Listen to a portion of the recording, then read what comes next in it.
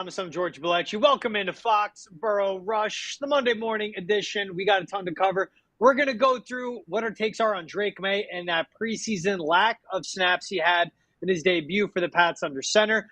Juju is gone. Travis is celebrating. But what does this mean for the rest of the wide receiver room? And who could be their next trade target or free agency target? Plus, we have the Nesson Mount Rushmore of defensive linemen. And yes, Aaron Donald is on that. We made sure to vote him in. But let's get started. First off, Trav, how are we doing today, my friend? I'm doing great. As you know, GB, I am Mr. America. So patriotic. So I was watching Olympics all weekend, but don't get it twisted. I watched so much preseason football, GB. It would make your head spin, brother. I watched Caleb Williams do his thing. I watched Jaden Daniels do his thing. I watched J.J. McCarthy with 2 touchdown passes. I even saw Spencer Rattler playing well. I am all dialed in for football. I know it's just preseason, George. I know it's fake football until the regular season comes, but I am so locked in, brother. I can't get enough. I'm a junkie for pigskin. I'm ready to rock and roll. Good for you. I spent my Saturdays, you can see this red on my face, getting sunburned on the beaches of Nahan. Like I said, it's bandwidth, man.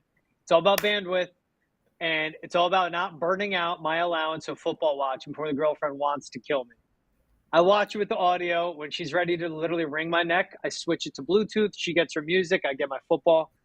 But fake preseason football, after going through the Bailey Zappi experience much longer than I wanted to dedicate my Thursday night to that. Yeah. Right? I want to look up. I see nice. Jacoby's playing. Good. Get Jacoby in. One drive, get him out. Oh, Drake's playing. Oh, Drake's playing with the ones. Nice. 6 snaps. Okay, cool. Way to ease him in. And then I saw number effing 4 for the Patriots on the effing field. I lost my shit. I did. I did not care. I absolutely just went ballistic. And not in the best way possible. Just like, are you kidding me? Like, this can't be happening. Like, you got to be kidding me. Yeah. And my girlfriend was in the bathroom. She was just like, what happened? And I'm like, I didn't break anything. It's just Bailey Zappi's on TV. It's nothing bad. Yeah. We'll get into all that. Let's start with Drake Maye. At least, George. What do you think of that? At least, George, you got some beach time this weekend, which is on brand for you because we know you live to chase summer. So. Yep. I respect that about you. As far as the game, I feel the same way as you. It wasn't enough Drake Maye. It just, I guess they were just being cautious. That's what Jerod Mayo and company said. Well, it was an offensive line issue. You know, he wasn't with the ones. I know it was raining Thursday night. Maybe that was some of it, but it's like, listen, brother, you're going to play in Foxboro for your career, hopefully. So, you're going to have rain. You're going to have sleet. You're going to have snow. You just got to get out there and play. I'm hoping against the Eagles we see a lot more Drake Maye. And I'm with you. It's one thing if you're going to protect the kid and not play him for much time. But can we, I guess, get some Joe Milton or something for longer? Why are we getting Bailey Zappi for that long? I mean, and then – you know, there's this notion in this narrative, George, that, well, you want to get plenty of Bailey Zappi on tape so that a team can trade for him. How's my arse sound? Because no team is trading for Bailey Zappi. You know why? There's plenty of tape on him already. He's not some unknown. You know exactly who he is. Just like we know exactly who Jacoby Brissett is. We don't know who Drake Maye is in the NFL yet. We don't know who Joe Milton in the NFL is yet. I need to see those guys play, not Zappi and Brissett, for God's sakes. So I'm with you. I didn't have quite the same visceral reaction that you did where I was cussing and fussing, but I was extremely disappointed, as I'm sure every Patriots fan was, for the lack of Drake Maye that we saw. And even the Drake Maye we saw, George, you got to admit, I mean, it's just check down Charlie, handing it off to running backs. Like, let this kid grip it and rip it. If you're only going to play him for a little bit, let's get a shot down the field or two. Let's get some creativity. Nope. In and out. So hopefully against the Eagles, it's a little bit better, brother. Yeah, it's to see him only get 6 snaps, and I don't care honestly what the play calls were. I thought he had a good completion on the screen to Antonio Gibson on third down. Like good ball placement. Gibson made the play, great read on the blocks, and tough running to finish and move the chains. And this Right. is after Chuks Okorafor had a false start to get him further behind the chains. I believe it was 3rd and 14. So awesome. He gets early adversity in his very first NFL drive in the preseason. I love that. Then it Right. was ended the drive on a swing pass out to Kevin Harris on a check down, didn't really go anywhere, and he missed Jalen Rager on a middle crosser off the play action. Ball placement Right. was high, got away from him, wasn't a great pass altogether. But to Yeah. not put together scripted plays for him, and you can say it's preseason and it's live bullets, and you don't want him to get hit, you can figure out what plays to call to keep things simple. Hey, Drake, you're going to go in there, you're going to get under center, it's going to be a 3-step drop and get rid of the ball. We don't want you getting hit. Concentrate on your footwork and being on target. Like he That's right. wasn't missing by a mile, and he was looking hurried up, and he was looking like he was getting that NFL debut, that preseason debut jitters of everything's going, and there's the excitement, which I understand and I get it. But you have 3 preseason games with Drake Maye. Once the regular season starts, the first team reps in practice are going to be all Jacoby Brissett, or else you're sending a false message, a fake message to the locker room where they're like, hey, we're here to win games, right? And Jacoby's the best pro quarterback, right? So why are we taking reps with Drake Maye? We understand his development, but we're here to play games. The players are saying, like, we are here to win games. We're putting our bodies on the line to win. I'm not going out there, to collect a paycheck, but not just to do that. Like, I'm not going to kill myself for nothing. I want to win, and I want to try and get to the playoffs if we can, or at least get close. I want to be competitive. You have 3 games where you can give Drake Maye as many game reps as you want. I believe it should be Jacoby. He'll probably play 2 or 3 series against the Eagles. I think Drake Maye should get the rest of the half and even give him a drive or 2 in the third quarter. Something of, hey, let's come out with adjustments and let's apply those right in the third quarter against a good Philadelphia Eagles team. Maybe they won't play their starters and won't be a lot against them. My thing, too, is Jerod Mayo said, well, the plan was always to have him connected to the starting offensive line. The first team offensive line looked fine. The second team offensive line looked fine. The third team offensive line looked fine. All the Yeah. offensive line units, they weren't a liability like I thought they would be. So they Yep. were going to protect him. Again, you want to put out the backup offensive line, who Drake Maye has been practicing with, by the way, then give Yeah. it a few plays to ease them in. See how they're doing. See how communication is. But this kid needs to get as many real reps as possible right now at this point in the preseason. No more, no less. You need to max him out right now because once the regular season starts, everything goes to Jacoby. I do think them giving him one drive and that's it, that reflects the amount of time they think he needs to develop. And that reflects the patience they are going to have. But Yeah. there were a lot of boos in that stadium. I don't blame the fans. Bailey Zappi, other teams have 2 years of film on him. Why they Right. gave Bailey Zappi that big of a workload, T, is, hey, here's some tape. We're going to send him to teams. We're going to try and trade you. If not, we're going to waive you. You clear, you're going to be on the practice squad. That's how it's going to be, BZ. 3rd year in the league. Man, there's a new regime, new head coach, new offensive coordinator, new GM. None of us are tied to you. None of us care for you. That was Bill Belichick that picked you. You were a good backup for a Mac Jones offense. You're not a backup for a Drake Maye offense. And that's a tough reality for Bailey Zappi. But nonetheless, Drake Maye should have gotten more reps. No ifs, ands, buts about it, because I want to see this kid get as many live action reps thrown under him as possible. You're not giving it to him in practice. You're not letting him go with the ones. Let him go with the ones and the twos in a preseason game. I completely agree. And I'll tell you where I'll really get pissed off if this continues throughout the preseason. I'm of the mindset now that against the Eagles, you're going to see Drake Maye. I mean, hopefully, George, for a half. That would be great, knock on wood. Maybe even against the Commanders, you see more Drake Maye. If that happens, I'm cool. I'm not even going to remember this BS against the Panthers. I'll just chalk it up when someone brings it up to, hey, that was his first NFL game. They didn't want to play any games, quite literally. They didn't want to take any chances. It was a nasty night out. To your point, which I'm in denial, but to your point, he needs more development. They didn't want to rush it. Cool. But I need playing time against the Eagles. I need playing time against the Commanders. If I get more of this that I just got, or he gets 2 series and then you take him out, I'm not going to be happy. And it's going to tell me he's behind the 8 ball more so than even I'm willing to admit or want to see.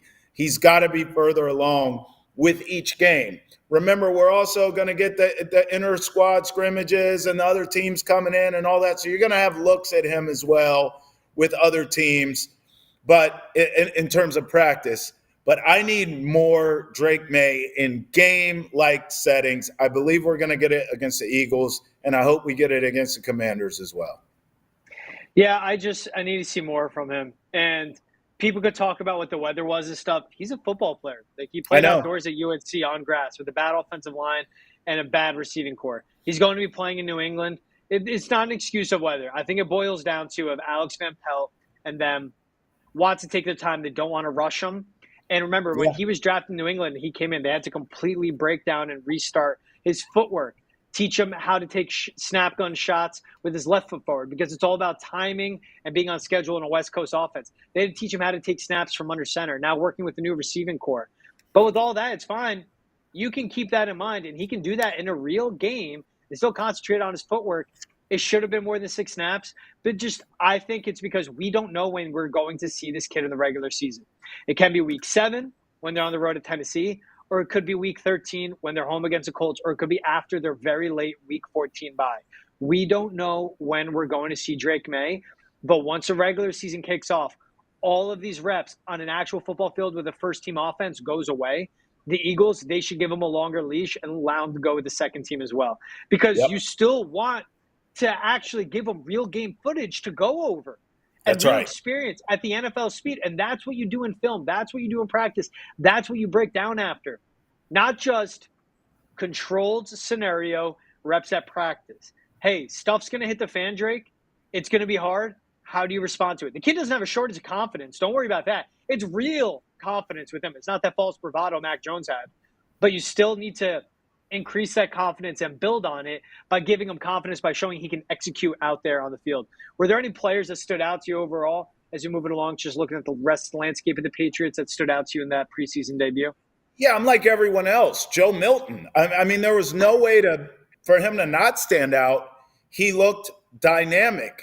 But, one difference between me and some other people that I've heard talk about this, Patriots fans most notably, I get the excitement, but he was playing against substitute teachers and plumbers. Like, let's relax. This is in 1972. Yeah, let's see him against the ones, or at least George the twos, for God's sakes. So I was excited with what it's impossible to not be. I mean, all the things he comes in with, his gifts, his traits. You saw him on display. The guy can boogie. He can run. He's big and physical. He has a rocket launcher for an arm. So, of course, like, you're watching him shove people off of him, buy time, and then chunk it down the field. What's not exciting about that? Of course it's exciting through a touchdown. But, I just want to see him against top competition, which is why I said what I said off the top of the show. I'm sick and tired of being sick and tired of watching Bailey Zappi and Jacoby Brissett. Like, bro, I mean, just let me take a nap instead. I want to see Drake Maye and Joe Milton with 1s and 2s. What's the problem? I wouldn't mind seeing Drake Maye get the start and then bring Joe Milton in against the back end of the 1s and the 2s. I don't know if we're going to get that this preseason. My guess would be held to the no, right? But that's what I would love to see. I already know what I had in Jacoby Brissett and in Bailey Zappi, and I don't like either one of them. So I was impressed with Joe Milton from what he gave me physically, his gifts. But I need to see it in a real game scenario, not BS cleanup time against guys who aren't even going to be on the roster. They're going to be bagging groceries in a week. I get it to not be excited, but you have to be excited over Jacoby Brissett because the facts of reality right now, he's the best professional quarterback on this roster. So he's going to be your starter. And it's crucial for him to get those reps because this offensive line, we still don't know for sure. Like, Vidarian Lowe started at left tackle. He's been okay. He's been good. He hasn't been great, but he's been getting the job done at left tackle so far through training camp. But again, you need the 5 guys up front, starting with Vidarian Lowe, ending with Chukwuemeka on the right side. We know who the 3 in the middle of the offensive line are. They need to have the communication and timing down with Jacoby Brissett under center. But then Drake Maye needs to get these reps with the twos because that guy's a future. Joe Milton should jump Bailey Zappi. But also, I understand Pats fans, they see that and they go, whoa, he has a big arm and he's athletic. And he had that scramble where he's going 60 yards just to gain 12 or 13.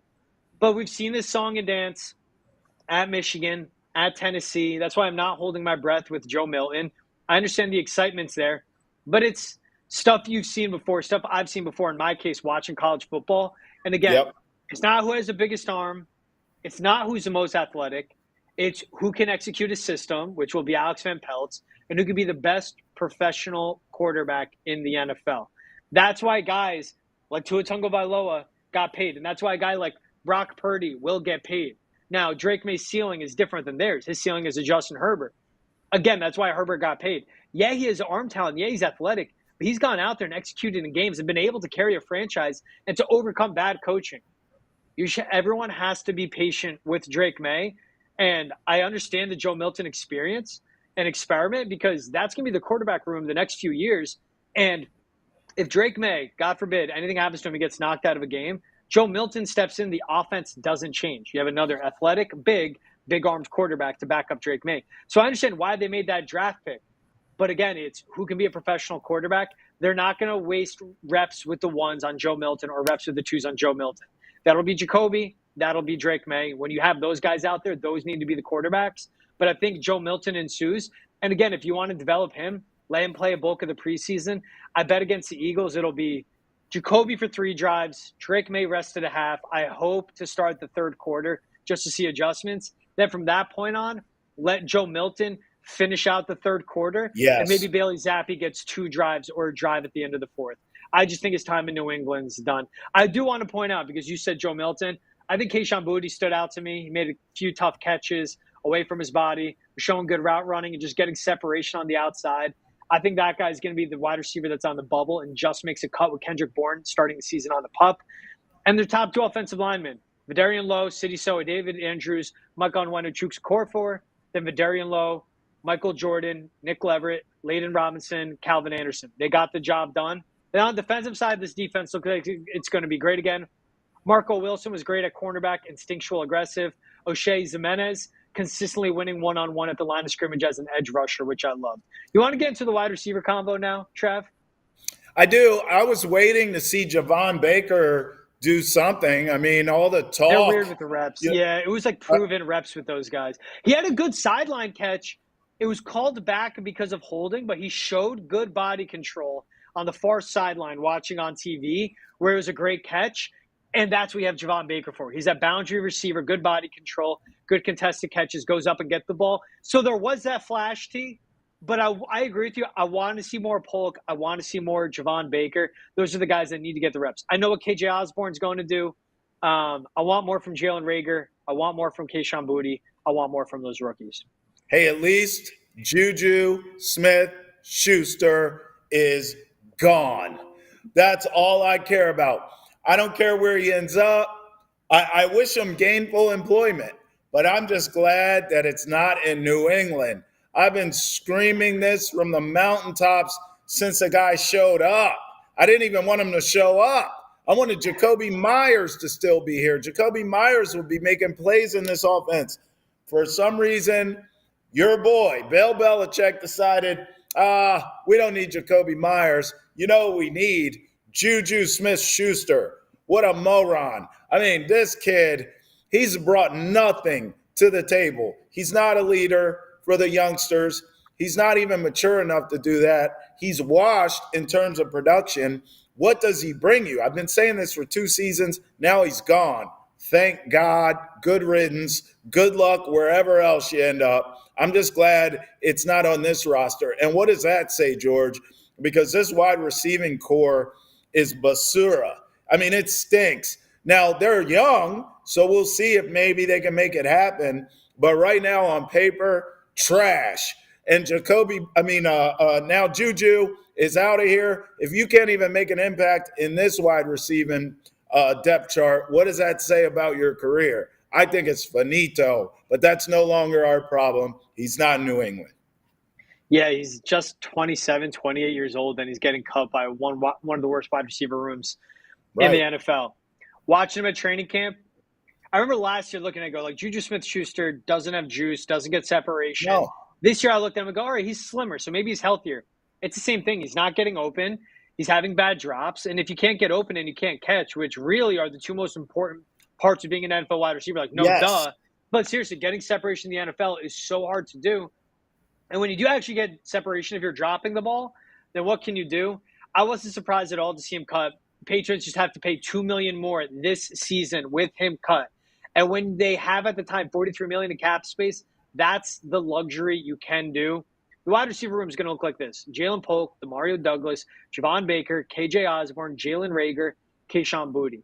I think it'll be Polk, Osborne, Demario Douglas, the top three receivers. I put Jalen Reagor in because I think he brings upside in the kick return game and special teams in general. While it looks like KJ Osborne will be their starting punt returner, but it's just they bring more to the table. If Tyquan Thornton's cut, then that's fine. They don't owe him any guaranteed money. With Kendrick Bourne starting the season on the PUP, I think that opens things up for Kayshon Boutte, and it makes it a lot there. Jerod Mayo did speak at before practice Sunday. Two key quotes real quick, Trav. He was asked about the cut. He said, it was a decision between Elliott and myself to really give the younger guys an opportunity and get more reps under their belt. Basically, we saw Juju as nothing. He was dust. These reps he's getting in practice and in games, in real games, it's more valuable going to the guys that will actually be here next season and are actually going to make an impact right now. And he also said, we just want him to get healthy when asked about his lingering knee issue. So it sounds like Juju isn't all the way back and good.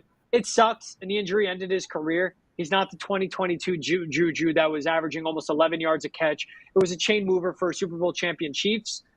Bad signing by Bill Belichick, just a string of them when he went on that free agency splurge. Now, we know the recents of Brandon Aiyuk have come up where first it was Patriots were after him. Then it was Patriots and Browns are going to trade for him. Then it found out via Mike Reese of ESPN that the offer was $32 million AAV, which would have made him the second highest paid wide receiver in the NFL. Second highest paid on annual salary. We don't know what the guaranteed money was. Then Diana Rossini of The Athletic actually shared on a podcast saying that what got Brandon Aiyuk to not want to sign with the Patriots, he didn't like their uncertain quarterback situation. And so there's the evolution of Brandon Aiyuk. We know it's about the money. And I said, if he comes here, he's an idiot and is making a really big mistake because he should stay in that situation in San Francisco. And he did just that. The Patriots were used as a leverage piece. We'll see what happens between Aiyuk and the 49ers. But that now floats what the next scenario can be.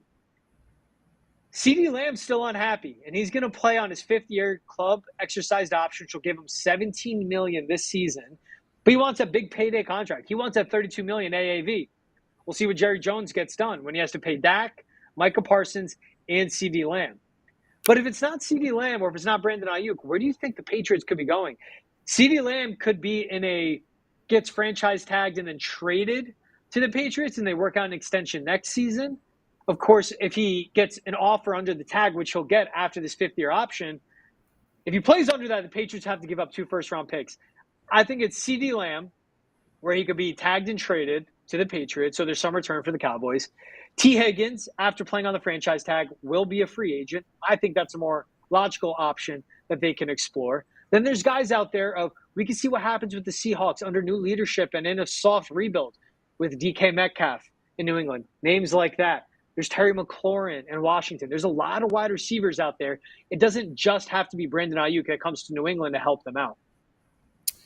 Yeah, listen, first of all, I want to go back on Brandon Aiyuk and just to review, I think the guy's a moron, and I think the Patriots dodged a bullet. I told you this.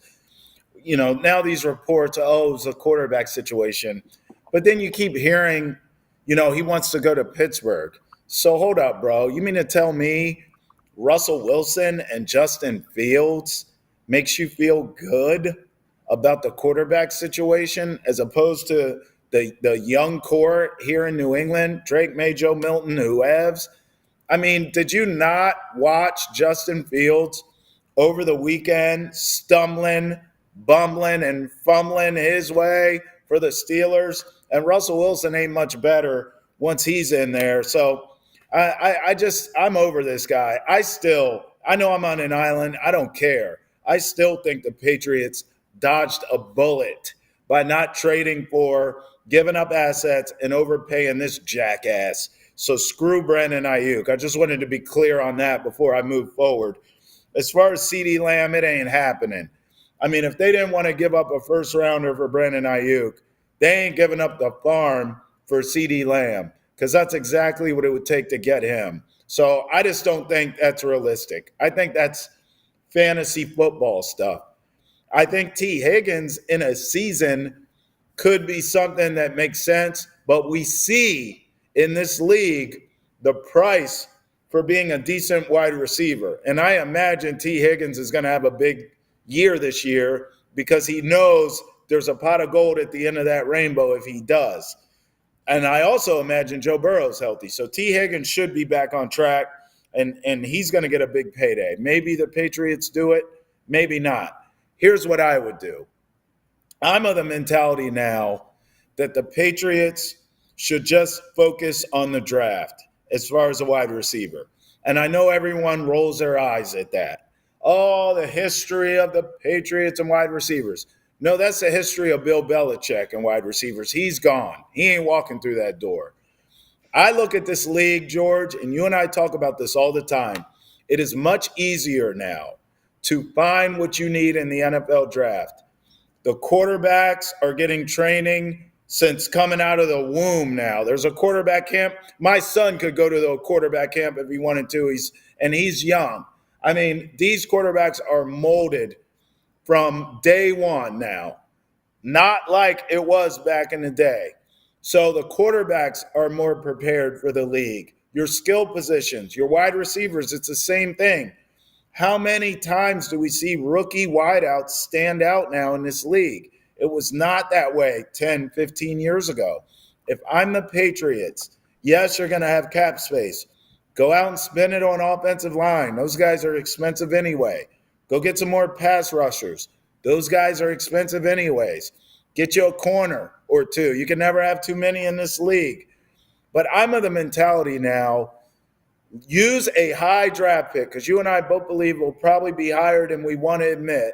Use a high draft pick, maybe it's top 10, and just draft a wide receiver. That second round pick should be high too, right? Go get another one. That's where I'm at. Keep stockpiling these young wide receivers until you have a hit or two. That's what the Green Bay Packers did, and they got it right. We'll see if we got the quarterback position right in Drake Maye, but that's what I would do. I don't think I would go out and overpay for a T. Higgins. If I can go out and get a generational guy, that's different. But T. Higgins, I think, is just all right, and we're not even sure if he's a number one.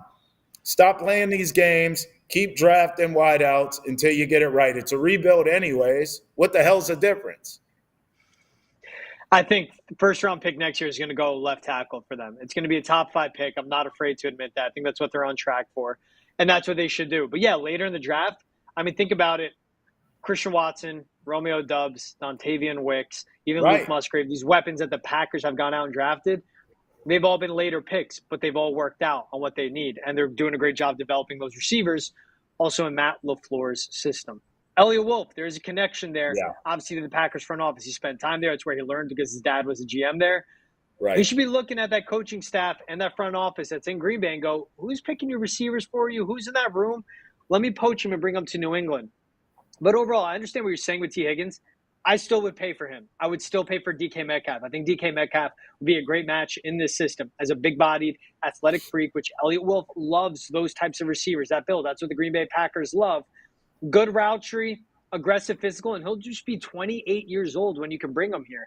So we'll see what the Seahawks do with him as he's entering the last year of that 3-year deal he signed. T. Higgins, 6'4", huge catch radius, great on the outside. And that'll be a great relief when you're in the red zone for guys like Jalen Polk and Javon Baker who are good over the middle. And same thing with KJ Osborne. You have a young quarterback. You want him to learn how to play football and make big-time throws.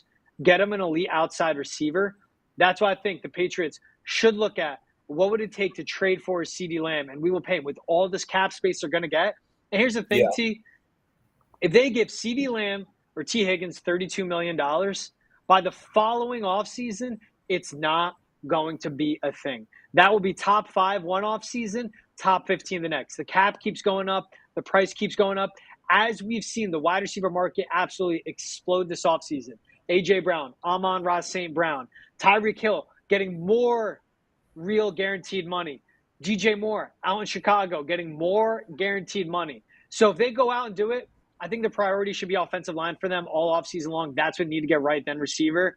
I'm still not over them not signing Jonah Williams. 2 years, $21.5 million guaranteed. That's what got him to the Arizona Cardinals. I'm not saying he's going to be a Hall of Famer. I'm not saying he's going to be an anchor, but he's a left tackle, and that's what they need right now. I do like this. Jerod Mayo was also asked about New England not being a destination. He goes, what I will say is when we start to win games and guys will want to come here, when we want to establish the culture and establish the roster, guys will want to come here and come back. So he's well aware New England's not sought after right now. But as Jerod Mayo said too, Trav, it's a foundational year for the Patriots. Do me a favor, look this kid's measurables up while I talk about it. I'm already scouting wide receivers for the New England Patriots. Listen, there's a kid in Missouri named Luther Burden. This kid right now is the favorite to be wide receiver 1 in terms of the draft in April. They're comparing him to Debo for his skill set. I'm just going to give you these numbers while you give me his measurables here. Luther Burden from Missouri leads all Power 5 wide receivers in yards after the catch, receiving yards after contact, missed tackles forced, yards per route run. He's making a strong case for the Biletnikoff this season. Again, they're calling him Debo Samuel with his skill set. This is a guy, I mean, listen, I'm just looking up top wide receivers in terms of the draft, in terms of coming out of college next year. I'm looking at 1, 2, 3. Of course, Ohio State's got 2 of them as usual, Oregon, Texas. I have a list here of 12 dudes, and I'm sure they all can play. Again, the way this league is set up now, these receivers coming into the league are more pro-ready than they have ever been. If I am New England, I'm spending all my damn money on offensive line, pass rushers, corners, and I'm going to keep drafting kids until I get it right. I am. I don't give a damn about Bill Belichick's history of drafting wide receivers. That has nothing to do with the current Patriots. I would not overspend. I would develop these young guys with my quarterback, just like we see in Green Bay. Did you find this kid's size or what? Yeah, 5'11", 208 pounds, so he's just there for what Elliott Wolf likes on the measurables. It's like Up to see Debo. his receiver depth. Trey Harris, 6'2", 205. That sounds more, and that guy's out of Mississippi. He'll be a later-round pick. I don't hate your idea that they're going to double dip in the upcoming draft. I mean, that's what they did this draft. It's what I said they should have done. That's right. I saw them going with a better receiver in the second round, if not, Yes. or just waiting receiver till third round, but they could have gotten Luke McCaffrey. But besides that, I'm not going to bring up my mock draft. That was completely wrong. They're still going to double dip. And like you said, accrue bodies and get them in the door because as the other guys develop, you still need those young receivers. And it's all about having good options on rookie scale contracts under cost control contracts like that. Amen. All right, you want to talk defensive line? Let's get into the Nesson defensive line. Mount Rushmore. We asked Nesson.com writers, on-air talent producers to vote for greatest defensive linemen of all time. Lista came up with Reggie White, Aaron Donald, Bruce Smith, and Joe Green. Hard to dispute this list. I know there's some guys that were left off. I love Aaron Donald's on it. What do you think of this top 4? I watched 3 out of 4. I did not watch Joe Green, but I know everyone loved Mean Joe Green. I thought I would swap him out personally for either Dwight Freeney, who was an absolute freak, or John Randall, who is an absolute freak. I think either one of those dudes should be on this list, if not both. But I'm not taking Reggie White off. I'm not taking Aaron Donald, certainly not taking Bruce Smith off. I would start with Joe Green personally. I would take Joe Green off and replace him with Dwight Freeney or John Randall. I don't have a problem with either one of those two for Joe Green's spot. But again, I kind of am disqualified too because I didn't watch Joe Green. The most I know about Joe Green is that stupid commercial that they show every year when they talk about the best Super Bowl commercials.